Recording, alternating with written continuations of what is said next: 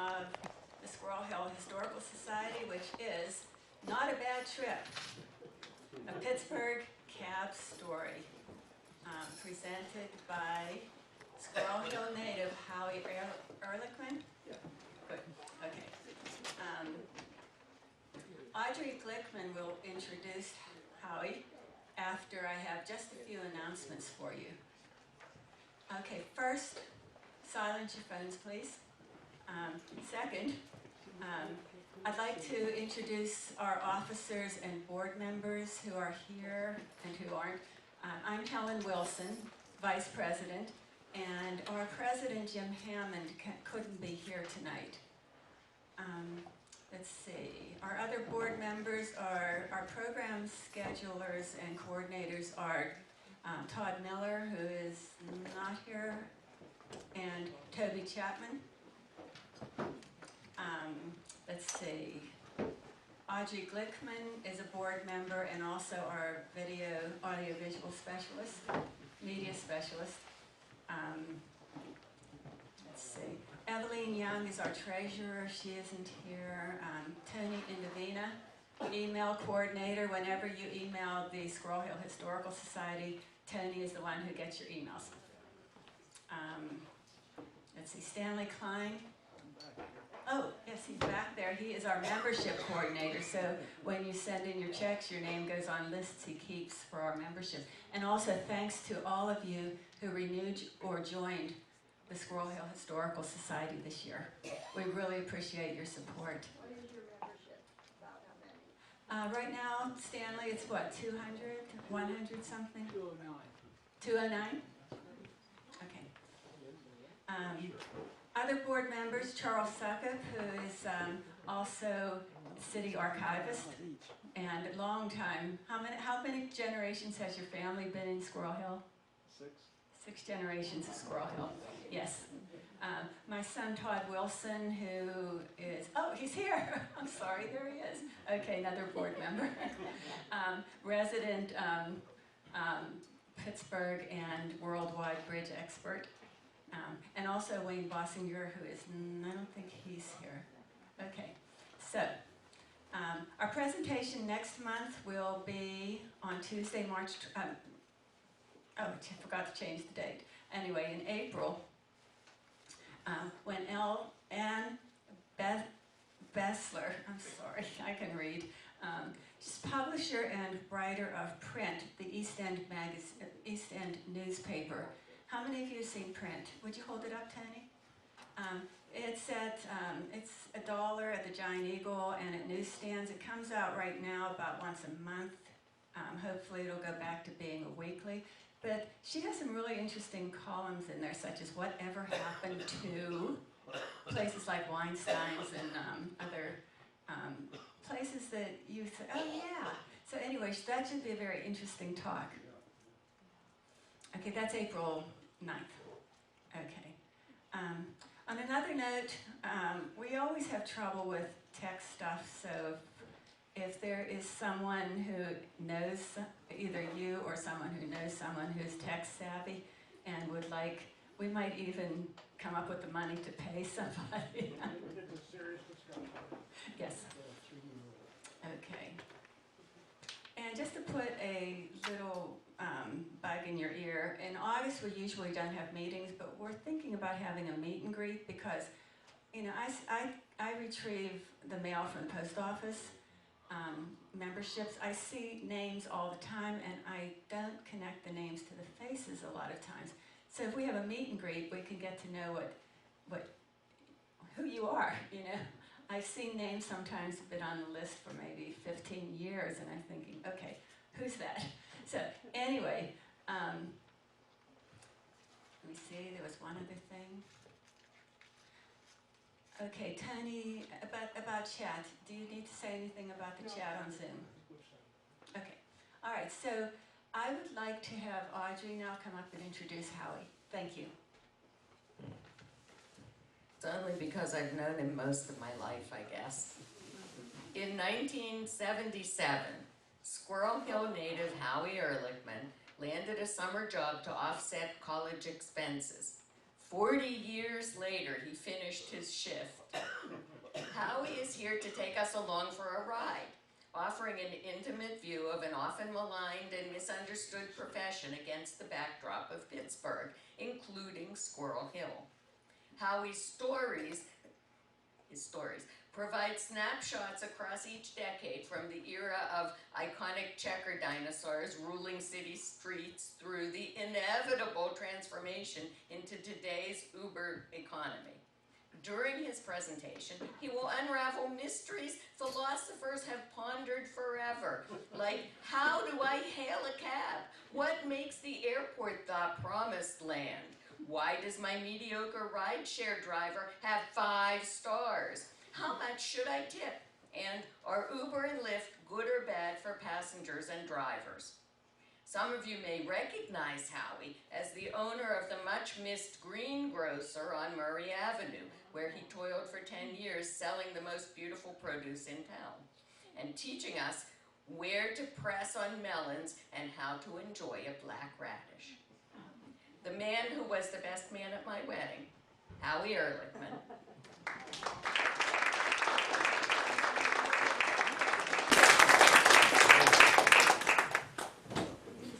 Hello.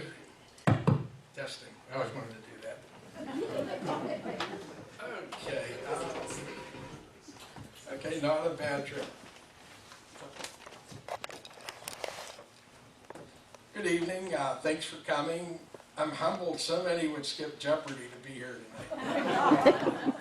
If you read this book, or if you read this book, I hope you'll find it entertaining and educational. The educational component examines the culture and practices of a once prominent American business model that in many places, including here I think, is on the verge of extinction. I also hope to erase some of the unfair stereotypes often ascribed to cab drivers. Not a Bad Trip, this is my beater book by the way. Not a Bad Trip is a part memoir laced with a lot of local history. It highlights some interesting characters and their stories, but Pittsburgh's a constant, powerful presence. If the book can get a few laughs by reading it and either have the reader embrace or reaffirm the concept of yins, I did my job. My background, I drove my first cab in 1977 and my last at the end of 2016. It's a 4-decade time frame. Well, I was full-time for a few years. Most of my career was as a weekend warrior. I had 2 other careers, a produce business for 12 years in the heart of Squirrel Hill, and 24 years with Pat Transit. Right here. The book will be available for sale courtesy of my lovely wife, Chris, in the back. And I'll be glad to autograph it. And in appreciation for the great work of the Squirrel Hill Historical Society, we're going to donate 10% of any gross sales tonight to the organization. It would be also my honor to sign any books afterwards. And history, okay, this is a historical society. It's our story, how we got to where we are. Some of this presentation will be on ancient history, but let's start with very, very recent history. How did we get here? Meaning, how did you guys get here tonight? The genesis of this, pardon the pun. How many walked? Ready to show of hands? Very good. Wow. Nice.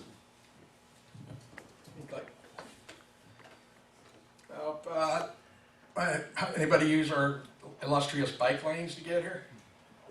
No? Okay. How about bike? Gary? Mine's at home. Okay. Nobody motorcycle? Really nice out. I'm surprised. Okay. Anybody motorcycle or Segway? That's at home too. Stu's not here. I'm shocked. Okay.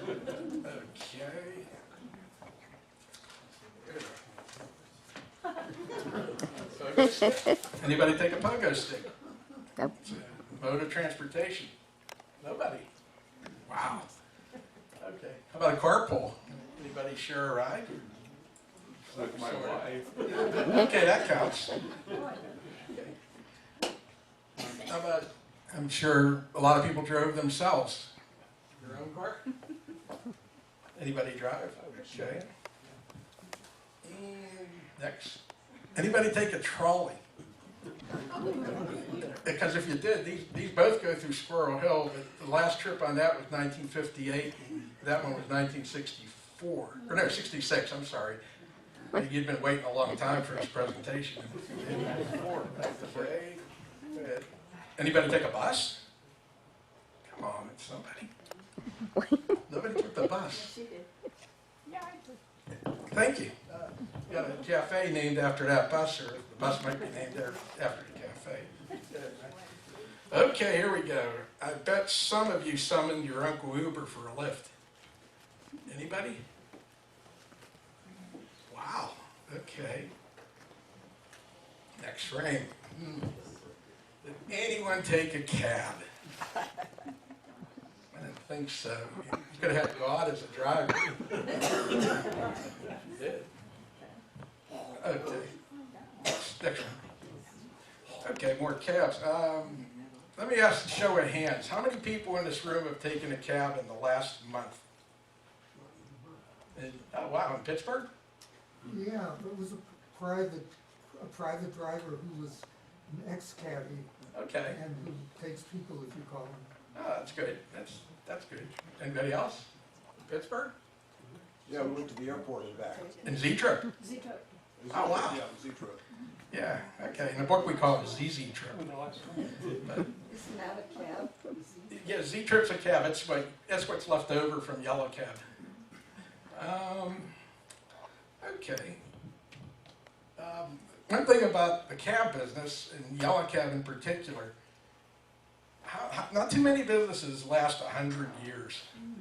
You know, I mean, we got Little Shoes up here, might be closing in, but you don't see that too often. Yellow Cab started actually in Chicago in 1907, and it moved to, well, it didn't move, Pittsburgh opened up their office in 1913. And it was with 3 cabs. I'm assuming those are the 3 cabs. Okay, now a little more ancient history. Okay. Cabs became more popular because next to trolleys, a lot of people didn't have cars back in the 30s, 40s, 50s. And but while they were more popular, they had issues, labor issues. There were strikes. This is the only picture. This is a strike actually from 1959. And those who are familiar may think this looks like East Liberty Garage, but it's not. This was the old North Side Garage, Yellow Cab, and it's hard to tell from this picture, but I have one over there in the right-hand corner. If you check that out, you'll find out that this garage was where PNC Park now sits. Yeah, I didn't realize it myself until if you look in the right-hand corner of that, you'll see Alling and Corey Company. That was at the end of the either 7th or 9th Street Bridge. Yes, sir. Howard, there also used to be checker cab, and I'm looking at the yellow cab, and it has those checkers on it. Yeah. Was that separate, or? No, they were kind of that was kind of a trademark of Yellow Cab. Okay. There was also, I put this picture. This is if you're in the history, you might know who Teenie Harris was. Oh, yeah. Okay, this is one of his photographs. In the 50s, well, in the 40s, Yellow Cab got sued for racism, discriminating against hiring and picking up people. In the 50s, to clean up, they went and made an aggressive thing to hire women and black people as drivers. Not too many women back then, but you know they had a lot of African American drivers. This is just one example, and Teenie Harris captured it. And I wish I knew where that drugstore was in that photo. That's South Side. Is that? Home Drug was at South Side. It might be. Is that maybe on 18th Street or something? Okay. The checkered past. Those cars that we saw are checkers in the pictures. From the 50s to the 80s, checkers were the go-to vehicle for cabs. I began in 1977, and for my first 8 years on the cab, I drove those exclusively. Okay, this is me when I first started.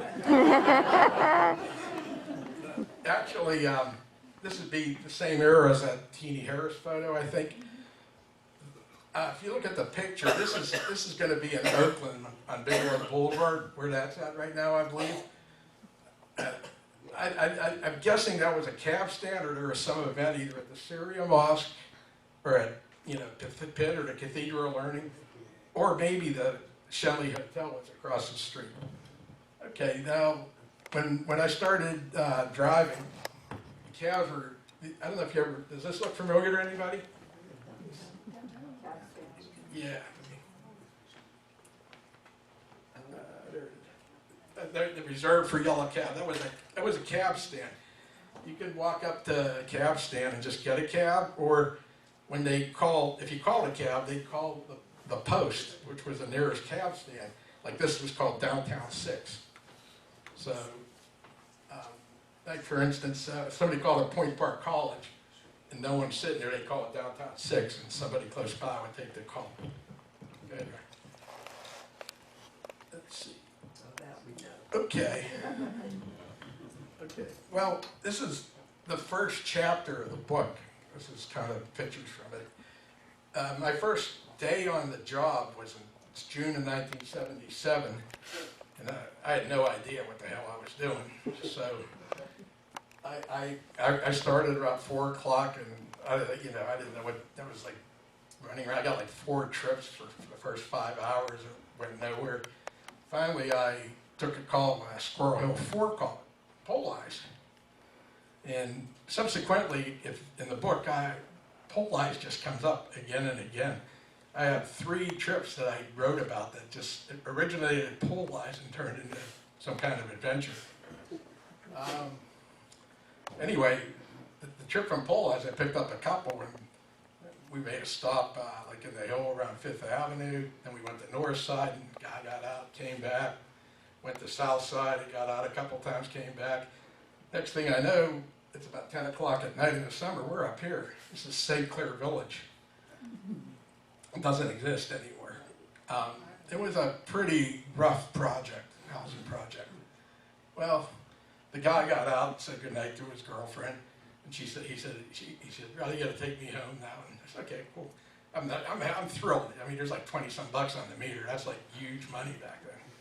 So we go around the circle. It's very active. 10 o'clock at night in the summer, everybody's out. She told, and I'm thinking I'll take her somewhere. She said, "Pull in over here." We pull in on the side street, and she gets out and says, "I'll be right back. Don't worry, no one will bother you here." I'm like, okay. I'm sitting there, 2 minutes go by, 5 minutes go by, 10 minutes go by. She ain't coming back. Well, I'm 19, and I'm at the time barely 19, and I think I'm smart. So I get out of the cab and start walking around. Not a good idea. So anyway, make a short story long, I kind of got like pinned up against the cab by a group of young people that I approached, and managed to push one away, and police came and all this stuff happened. Never got paid the fare, of course, never found her. So I went back to the cab garage feeling defeated, and this was the cab garage in East Liberty. I don't know if you guys remember Instant Car Wash or not. But yeah, I went to the cab garage, and I left, I just felt like an idiot. I turned my thing, and I told the cage dispatcher, he made me write a report. He's like looking like he's looking like this happens all the time or something. I'm thinking it's amazing or something. And I'm thinking I'm going to get fired because I lost all that money.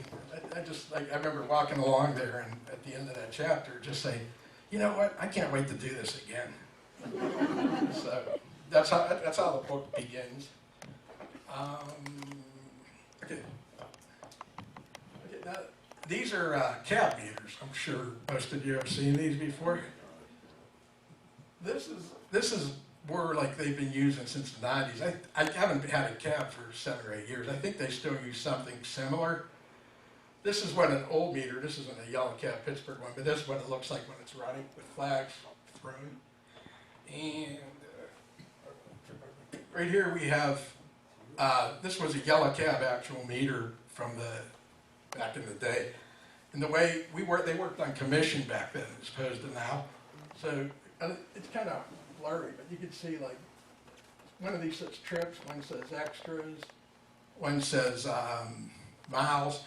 And you take a meter reading at the beginning of the day, and at the end of the day, it measures how many ticks, like how many dimes clicked. And that's called what you're booked, and you turn that into the cab company, and you get paid, and you keep your tips. But the meter, you just throw it to the right, and it would, be there. And if you notice, like the bacon thing sticks up, if they had a guy called a road car, and he'd drive around making sure that you weren't high flagging, which means you're pocketing the money. If he'd see you with a passenger with that on, you better have some in your flat rate column. But now it doesn't matter, you can do whatever you want. One of the jump seats, I mean, when anybody was a kid, you had to sit in a jump seat. Some adults sat in jump seats. For us, like if I was laying over at the airport and I wanted to read the paper or whatever, I'd go in the back and use the jump seat like as a footstool. But the jump seats, that's like the most nostalgic thing I see on with cab. Well, how many, do you have any meals in the buttery? What's that? Did you have any meals at the buttery that was right next door? Come on, The son. buttery. That's had that a right. little- I remember We used to the get a little Ritters. rocking chair on the top. And the little rocking Yeah. chair on the- Yeah, it was I was there for a long time. Okay, back to the labor situation. 1980s, 81, Yellow Cab decided, this was way before Uber decided about the gig economy. Yellow Cab was 40 years ahead of them, I guess. They wanted the drivers to stop being union Teamster employees and leasing the cabs as independent contractors. It didn't go over well at first. Now again, this is a strike from 1959. It's the only picture I could come up with. But so we went on strike and had picket duty, and people would honk and do this or give us another signal with a finger. But in order to make money during the strike, a group of us decided, well, you know what? We'll take care of the passengers. They're not the ones. So we opened up corporate headquarters across the street, a phone booth, and it was a jitney station. And we circulated the phone number at a phone booth, and we'd take turns, either dispatch it or drive. And like whoever answered the phone would send somebody on a trip, and they get 50 cents for the trip. If it was an airport trip, they get $1. That's how we got through the strike. We did pretty good. And this lady here's son, I leased his car to. You turn it there. It was a 73 or 74 Matador. We needed a name. We named him Rickshaw. After the rickshaw. So, you recognize that, right? Okay. Yeah, we called the cab. I'd call Lee up and say, hey, can I borrow Rick today? And I'd give him a little cut of the money I made. Okay. Okay, now I'm gonna read you guys a story, one of the chapters. I couldn't do West Side Story; it's already on Broadway and off Broadway and everything. So we did South Side Story. Is it okay if we read it? Yeah. Okay, find it.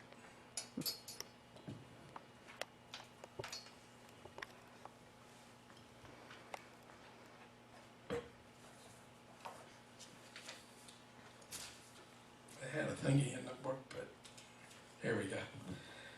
Okay, South Side Story. This starts in 1968-ish, somewhere around there.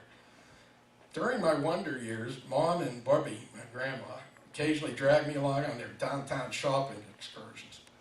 Hopscotching from department store bargain basements, discount outlets, and 5 and 10s really thrilled middle school me. However, the prospect of visiting a lunch counter for a ritual treat of a grilled cheese, french fry, and chocolate milk combo, along with the bus rides, yeah, I was that weird kid, made those trips palatable. The 53F Express bus stop was a short stroll from our Monitor Street apartment, offering a quick, convenient jaunt to town along the Parkway East.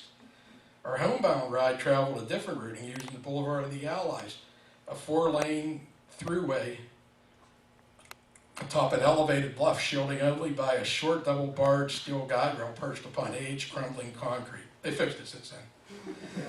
The view from the bus window overlooked the deadly drop to the Parkway with a backdrop of the Mon River and the world surrounding its southern shore. As the bus trudged along the boulevard, I'd stare with awe at the panorama across the Monongahela's brown waters, at the so close yet galaxies away mysterious world called Southside. An orderly flat streetscape teeming with row homes, businesses, and warehouses shadowed by many mountains of greenery dotted with an array of modest framed homesteads, skinny roadways, steep stairwells, and scattered church steeples piqued my curiosity. No, and I don't use that many adjectives throughout the book, don't worry. As the view dissipated, dueling smoke-spewing steel mills dominated opposite Riverside, classic 60s Pittsburgh. Amid this ocean of diverse scenery, what mesmerized me the most was an enormous clock resting above a warehouse roof, illuminating with giant-sized neon hands and numerals, alternately flashing the time and message in bold, gleaming letters. Have a Duke. I learned this was the location of the Duquesne Brewery, which was the end product's name, yes, Duke. Well, it would be another 20 years until Dustin Hoffman's brilliant portrayal. I would repeatedly recite the name in a Rain Man-like monotone, followed by a louder, the time rather, and a Rain Man monotone followed by an upbeat, have a Duke, on the bus until the clock was out of view. And sure, my fellow bus riders looked on, wearing expressions from amusement to puzzlement to horror, even my mom. Growing up Pittsburgh, opportunities to satisfy Southside curiosities were scarce. While it was literally a 2-minute ride across a choice of bridges, we Yinzers kept to our safe and familiar sides of the waters most of the time. However, there was one vivid Southside childhood remembrance for me on a Christmas Eve in the late 60s. My dad worked as a truck driver for a local company, and our family was invited to the Southside Slopes home of one of his work buddies for a holiday celebration. I remember more about the rides there and back than anything of the party itself. As we drove along Carson Street, I was amazed at the endless cluster of modest row homes and small businesses along the way, especially the numerous bars. And even on the night before Christmas, so many were open and crowded, their neon signs welcoming visitors. My empirical conclusion was that the folks on this side of town can get extremely thirsty, especially on holidays. Okay, we fast forward 1982-ish. Downtown 10's open, blared the voice of Yellow Cab over the taxi speaker. 257, 257, I pleaded into the mic, desperate after getting beat on the last dozen or so calls on a slow Tuesday evening. Okay, 257 Cab, you're lucky night. Get the victory bar for Pookie. My first instinct was to respond with a snark, something like, you're too kind, or golly gee thanks, but I caught my breath, sighed, and parroted the order. A downtown dive bar, the Victory, was on Smithfield near the end of the bridge from the south side. And Pookie? Really? Why can't it be someone normal like Bob or Jim? How about Susie? Of course, I had to double park, jump out, and peek my head inside the doorway to some of my trip. Cab for Pookie, I announced loud enough to attract the barkeep's attention. He nodded, turned, and whistled in the direction of a small group gathered at the end of the bar. At the far end of the bar, as I retreated to my illegally parked and running vehicle. A great philosopher, can't recall who or when, once told me, don't leave the cab or it may leave you. In 2 minutes, a man and woman clambered into the back seat. They looked to be in their 60s, but a hunch said they were younger, perhaps worn down by demanding work and life. The familiar scent of cheap booze instantly overtook the cab. I turned to my newfound fare. Hi, where to? The lady spoke first. Shell-shide, up over Barry Street. We'll show you. I threw the flag and drove towards the bridge, disappointed we were not heading east, perhaps to Oakland or Bloomfield, where I could work my comfort areas, my safety zones. Yes, I know 10 years earlier or so, I gazed out a bus window, fantasizing about the South Side in the way normal kids would fantasize about Disneyland. Now that I've had my taste with its narrow streets, alleyways, cobblestones, endless stop signs, red lights, and steep zigzagging mazes, Southside was no longer my dream destination. So, what's your name, driver? Where you from? Asked the gentleman, his Yinzer accent eclipsed only by the aroma of whiskey-laden breath. You a Southside boy? Nah, I'm from the city. I stopped myself realizing that Southside's in the city. I mean, you know, I grew up on this side of town, Squirrel Hill, East Liberty, Greenfield. I'm Howie, by the way. Hey there, Howdy. I'm multi-syllable, unpronounceable Slovak name beginning with a P. But everybody calls me Pookie, and this here is my better half, Roro. After crossing the bridge and hanging left on East Carson, we were greeted by red light after red light. You still are.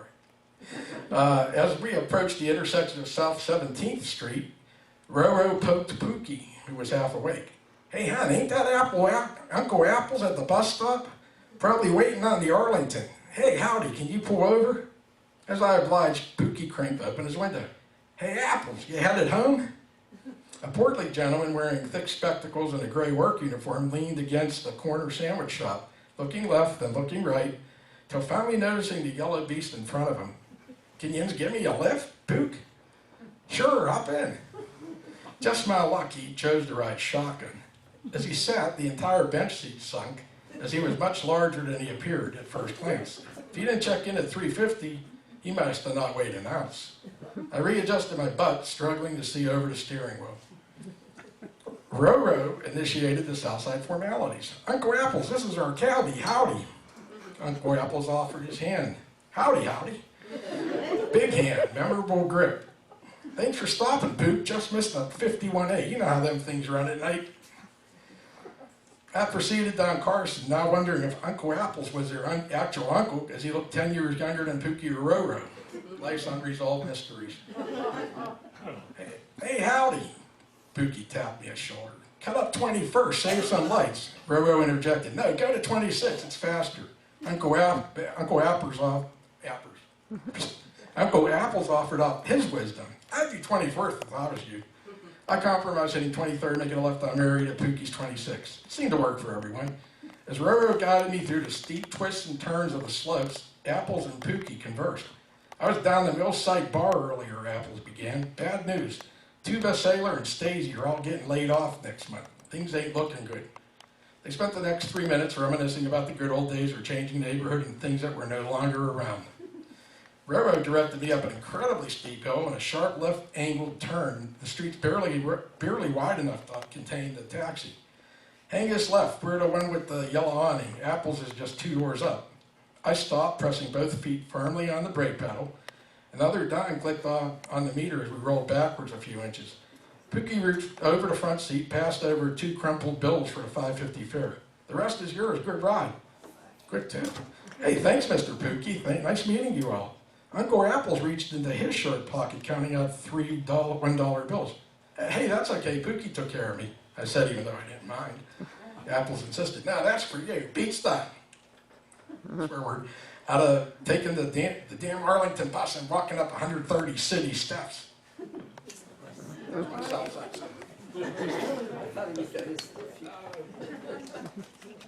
Okay, and like I said, 1984, I had an opportunity to buy a business, and I'm not going to go into the whole spiel about the business, but I actually worked in that store, like in high school and college when I started driving the cab. It was called Ross's Fruit Market and Evergreen Grocer. I had it for 12 years, and speaking of and this is me and one of my workers, Joe. That's Chris, who's in the back with one of our other workers, Tonya. And it was a good thing. One of these days, if you ever do a thing on Lower Murray, I'll join in. Go ahead. After that, when I sold the business in 1996, I had all these big ideas, but I ended up going back to the cab because I really wanted to. And I did that for 2 years more full-time. But then I got a job, my dream job was Port Authority. I was a bit of a bus groupie, so I worked for the Port Authority. These are, like, I drove in the late 90s. These are 2 of the routes and actual buses I would have driven. 2 of my favorites, actually, 500 and HP. But I worked there for 24 years. I retired in 2021, but most of the time I was there, I still drove a cab on the weekends. Okay. How is it driving those big buses, the double buses? Oh, you mean the Arctic? The- Yeah, they're actually a little easier to drive sometimes than a regular bus because when you're turning, you got 35 feet on your rear wheel instead of 40. So it's an easier turn, believe it or not. But you got that particular one that I showed you, it had a little kickback, so you got to give it about 4 or 5 inches off the top of your head. But that's really a lot of the drivers, Gary could testify, don't like them. Yeah, but they're okay. Let's see. Okay, we did all kind of trips. I do have a chapter, pharmaceutical sales. You guys get the drift on that? People they do it with Uber too, by the way. It's not a situation you want to be in the middle of. I had a rule. Well, it took me a while to figure it out. You can always tell when it was a drug trip. They get in and be vague. We have a chapter about it called pharmaceutical sales. But the thing is, you don't pull up and let somebody make a drug deal out of your window. They have to get out, do their thing, and But a couple times it got really hairy. I had some they're not even in the book. I wanted to do, in the book I wanted to do like what was more the typical drug run that we did. So we have a chapter like that. Okay, for the airport. We call the airport the promised land. That's where, when you get in your cab, not every cab driver feels this way, by the way, but you want to get that trip to the airport because when you get there, you get a trip back, and that kind of makes your day. Of course, you have to get to the airport, and that can be a pain. But when you get to the airport, your adrenaline goes, well, this is the newer airport. Well, they're remodeling it now. It's a mess out there. If anybody's traveled lately, I stay away from it. Anyway, when you come into the airport, have you noticed the eagle on the left side? There's one on either side. And for our terminology, we call it splitting the eagles. You call one of your cab buddies, hey, what's the airport like? I'll let you know in a minute, I'm splitting the eagle. And this is airport life for a cab. It's not like you get the trip right away, waiting. This is the holding lot. It can hold maybe as many as 80, 85 cabs at once. And sometimes it moves like crazy, and sometimes you're there for 2 or 3 or 4 hours. And then you get on stairs, and there's usually 3 or 4 cabs down there. Have you ever taken one from there? Yeah. So, okay, right here. Okay. Now, in Pittsburgh, most people called a cab, but by the 2000s, more people were hailing cabs. And if you were, especially late at night, the south side, it was like a crazy, there's just people everywhere. And as a cab driver, from that point of view, you got to worry, you want to find someone that's not going to throw up or just be totally obnoxious or anything else. So I actually have a chapter in the book called Your Hailing Rule Book. I'm not going to read it right now, but it's written in the second person, like me talking to you.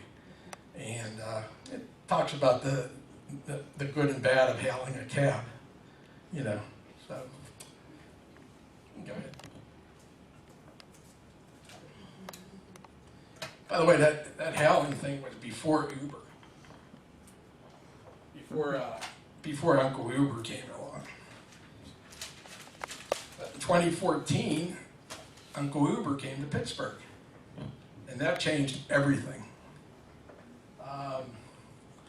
First there's a dilemma, should I Uber or cab? And people liked Uber. It was the newest, coolest thing to do. Just grab your phone. And there was also Lyft, which actually was here a little bit before Uber. And they started with those creepy pink mustaches. I would never, for any amount of money, put that on a vehicle that I'm going to be seen in driving, or let it park in front of my house or anything. They finally got rid of it because, well, for one thing, they're so thick. If it gets real hot out, that thing's blocking your radiator circulation. All the tech geniuses in San Jose didn't think about that. But yeah, Uber. As far as writing this book, I had it about 3/4 done then. But Uber made me have to change the whole trajectory of writing the book, and that's why it took so long. Okay, go ahead, Brian. This is an example of the way Uber works. Cab fares were highly regulated. I mean, like once a year, the PUC used to go to the cab garage. I guess the mechanics would test drive the cab. The meter had to be, if it was 1/10 of a mile off, they'd pull it out of service. Uber, they have an algorithm, and I drive Uber, so I know it's a big game. This is what they used to do. Now they just come up with a fare. They used to have it's called a surge. On this particular day, it was 8.9 times the normal fare. Now, if you see this yellow cab fare, 25 cents each 1/7 of a mile is $1.75 a mile. Okay, so this trip here is basically a 3 or 4 minute trip of about a mile, and they charged them $36.60. It must have been a Saturday night. It might have been, but if we did that in a cab on the south side, we got reported. The PUC would investigate and we'd get fined. And, I'm sure some people did it, but I didn't do that. Notice this: $1 safe ride fee, or they used to call it a trust and safety fee. For $1, if you give us $1 and you want to do business with us, for that extra $1, you can actually trust us. Can't beat that.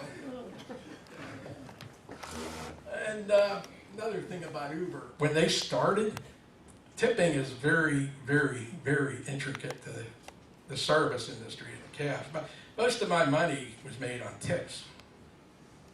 Uncle Uber said, exact quote, "There is no need to tip."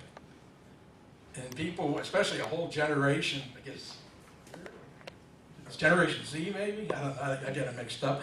Decided, we don't have to tip. But Uber also said we could charge whatever we want. This is one of Uber's old logos, and I don't know if I mentioned this, but take a good look. Does that look like a roll of toilet paper, or am I crazy? And tipping is very good. I have probably 3 chapters on tipping in the book, and tipping's very important. And I know, I even go, if I go out, unless the service has to be awful, I'm going to give a good tip.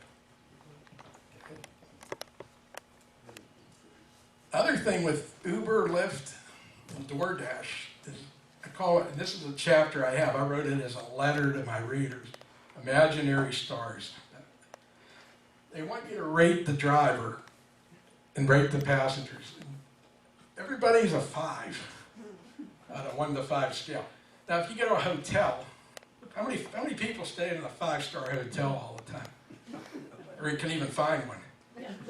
Okay, I mean, afford one, yeah. Like, I mean, if you have a Ritz-Carlton or something like that, it's nice. But I just find it hard to believe that every Uber driver is a 5-star. I have a 5-star rating right now, but I don't really care. You know what I mean? It's like I don't get paid anymore for it. This guy, we had drivers doing this in the back of their cars, like, please rate me 5 stars. I don't care if you tip. I just want my stars. Stars ain't gonna buy you groceries, money, pay your gas bill. They're just stars, and they're not even real stars.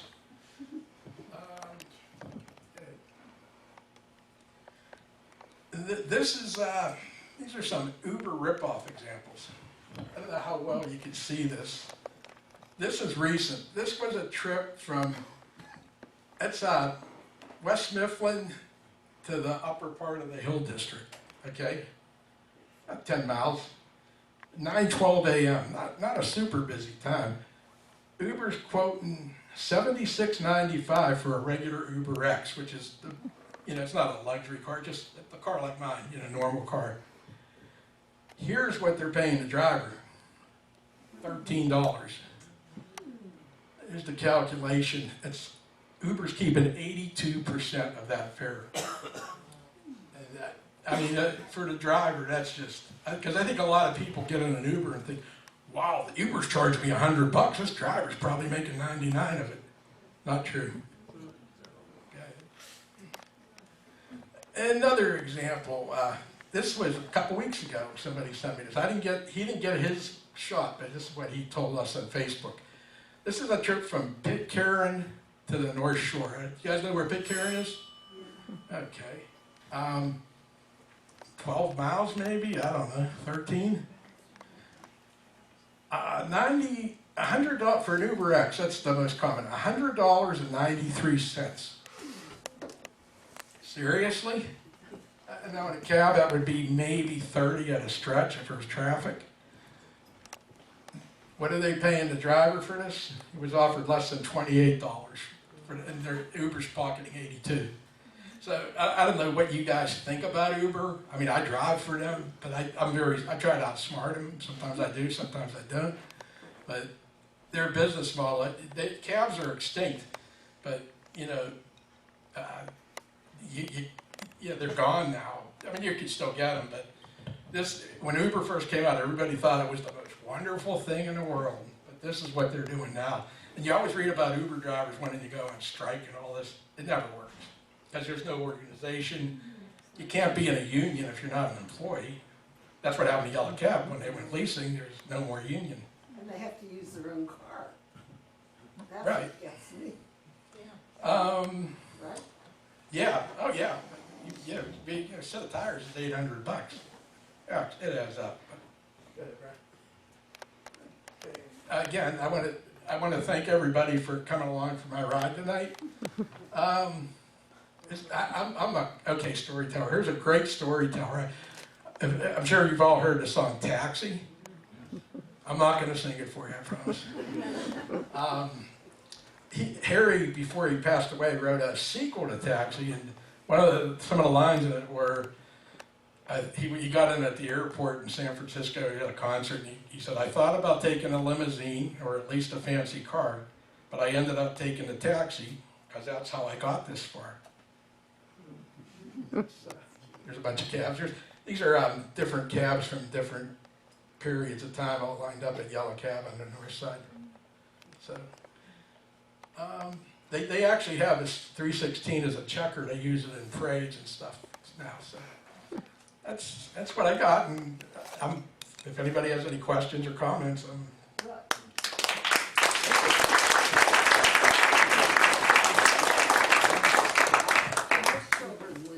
Kalamazoo, Michigan. And when you walk into the museum, I do believe that's where the first checkered cab was. Yeah, they had exactly. this big cab hanging over the stairs, like the Louvre with the statues. So I think that was the first time. And I also want to ask you, is the Z trip a better buy than, I've had terrible luck with Uber and not Lyft so much, but they're all the same, aren't they? Well, Z-Trip's usually, at least you know what the fare is going to be for the most part, and I think it's okay. I've never used it. I actually drove Z-Trip for a little bit when they converted from Yellow Cab, but I just found out it was time for me to walk away. But Uber, you gotta if you're willing to pay the fare, it's there. If you want to pay $100 or whatever to go from Pitcairn to, what's it called down there, the big bar, McFadden's or whatever. It's just crazy. And it's that time of day. It's probably a server or bartender or a worker trying to get to work. They're going to spend all their money on getting to work. They should take the bus, but what do I know? Other questions? Or? Howard, were you ever robbed directly? Yes. That's, I was. I would think that's a That's a enough. Yeah, there was a couple of attempts of robbery that I thwarted, but I got hit really bad one time in Wilkinsburg. There's a chapter in the book called The Wilkinsburg Bandit. He was getting all kinds of drivers. So, any others? Yeah, I have a question. Sure. Have you seen August Wilson's Jitney? I haven't. I did see Fences. I haven't seen Jitney though. I actually have a picture of the marquee in the book for Jitney for August Wilson. Yeah, we talked a little bit about Jitney. Yes. First of all, this is fantastic. Thank you. I'm so glad you wrote this book. What did you think of the TV show? Was it a good representation? I was okay. I only watched it a few times, but it was funny. It was very very warm-hearted show. I don't know how accurate it was about cab business or anything, but yeah, I liked it. I wasn't a big fan of it. There was things on it that you could relate to, like Louis in the cage. Like that's another theme in my book. Is like at the beginning of the book, my objective is. I was told, look for the guy in the cage. And he really is a guy in a cage. So, it was a good show, though. Yes? But if you are ripped off by Uber, what recourse do you have? None. None? Public Utility Commission doesn't regulate them anymore. Somebody got paid something somewhere. That however you feel about regulation, that businesses like Uber, DoorDash, Lyft, they need regulated. I want to tell a story about DoorDash.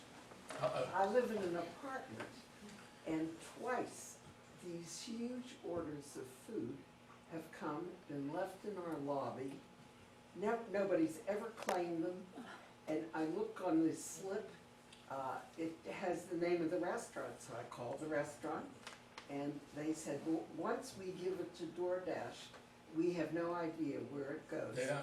Now, somebody paid for those. I was so upset with them, and they just left it, Well, sometimes people tell us to leave it like at the door, and a lot of that at the pandemic, when the pandemic happened, nobody wanted to contact anybody or anything. So. This was just a couple of weeks ago. Huh? Just 2 weeks ago. Yeah, I mean. We gave it to the homeless. I don't know what to do with it. That's good. Was it from a good restaurant at least? One was Chinese. It must have been $100 order. It was huge. The other was a little $100. I just think, why do don't they make sure somebody Well, in fairness to the driver, he has instructions on where to leave it, and sometimes they go by the GPS, and sometimes the GPS takes them to the wrong place. Now, I have enough sense. I'll look at the building and say, "Does that look great?" And, but any others? Yes, sir. Are there any cab stands? Are there any remnants of the old cab stands or cab stand buildings in Pittsburgh left over? That's a good question. I mean, there's one at the airport. I know that. There's one downtown at the Omni, William Penn. I think there's still one at the casino. Not too many though. There used to be 5 in Squirrel Hill, believe it or not. But, yes, sir. I've got to ask about the mythical, if it ever happened to you or somebody you know, woman going into labor. Never happened to me. I did have somebody call a cab for someone in cardiac arrest. I was on Beachview at 3 in the morning on one of these real hilly streets. I'm thinking, I took him to Mersey Hospital. This person was like dying, and I'm like, well, why don't you call an ambulance or a fire truck or whatever, We got there, but it scared the hell out of me, But I never had I have heard of that, but it never happened to me, and that's one of the few things that never happened. Thank God. Yes? I have to speak up for Zitra. Sometimes sometimes we fly from the airport. And we like to take a cab because that means we don't have to mess with our car, and it's great. And so we have taken Z-Trip, and first of all, it sounds to me like they don't rip you off when They don't what?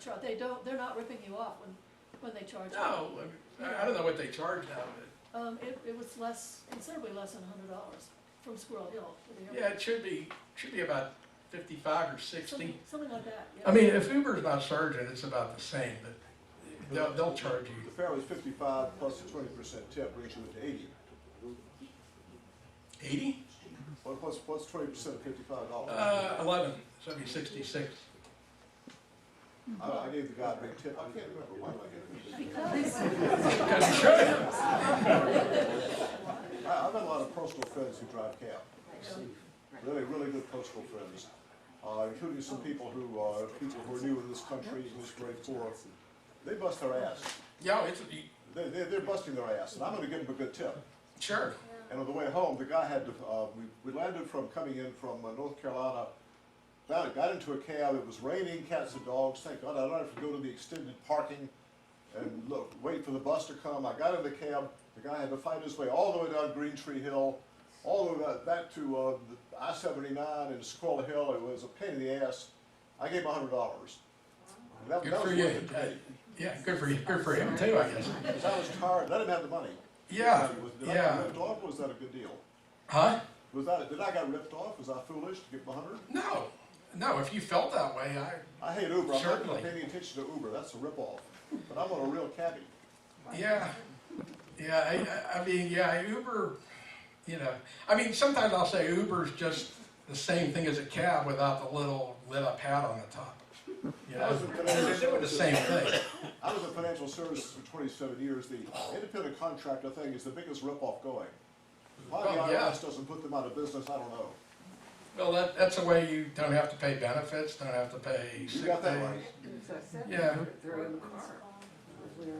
So Airbnb rates the tenants.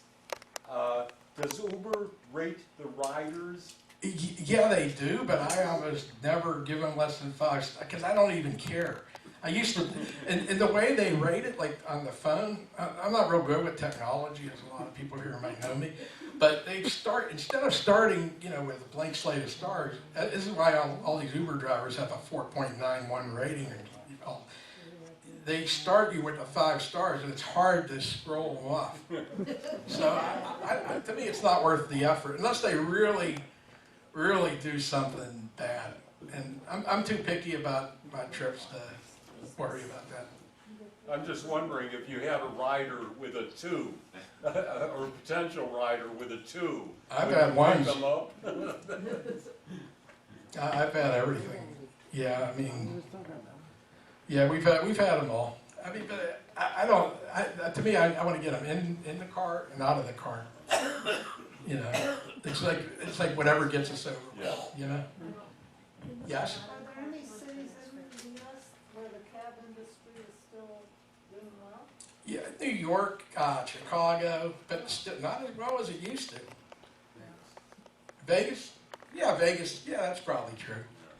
I mean, it's funny with Pittsburgh. I live out towards like Penn Hills and Monroe. I see more cabs out there than I do in the city. So, yes? In your opinion, do you think taxi drivers are lonely people? I am. No, not all. There's a lot of stereotypes about cabs. I don't know if anybody knows this, but you all know who Rich Fitzgerald was. How do you think he got through Carnegie Mellon? He drove a cab. There's a Nobel Prize winner that drove a yellow cab in Pittsburgh for one summer. So yeah, it's all kind of different people. There's a guy that I talked to that brought my book online. That he was an assistant DA. He said he was a DA for 44 years. He told me driving the cab through law school and college was his favorite job ever. So yeah, it's not. I mean, there's some strange people, but you go to the Uber lot at the airport.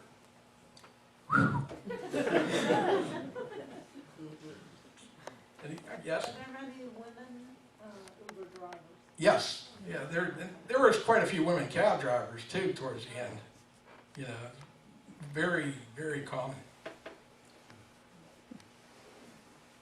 Yes? Pittsburgh being such an immigrant city, that a lot of your coworkers speak multiple languages. You know, somebody got in and they, like you said, or they had a Slovak last name, or somebody spoke Croatian or Italian.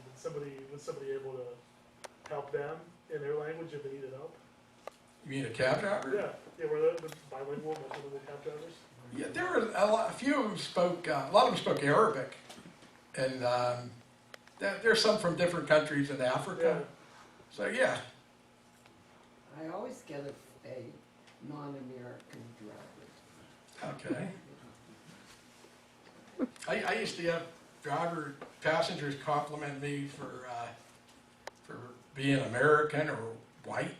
And I'd go like this, like, oh. Okay, well, let's thank Howie for in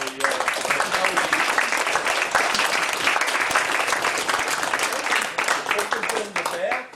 Our next presentation is, what is it, Ann Belser from Print Magazine on April 9th. Always, or almost always, the second Tuesday of the month. So if you can remember that. Okay, thank you.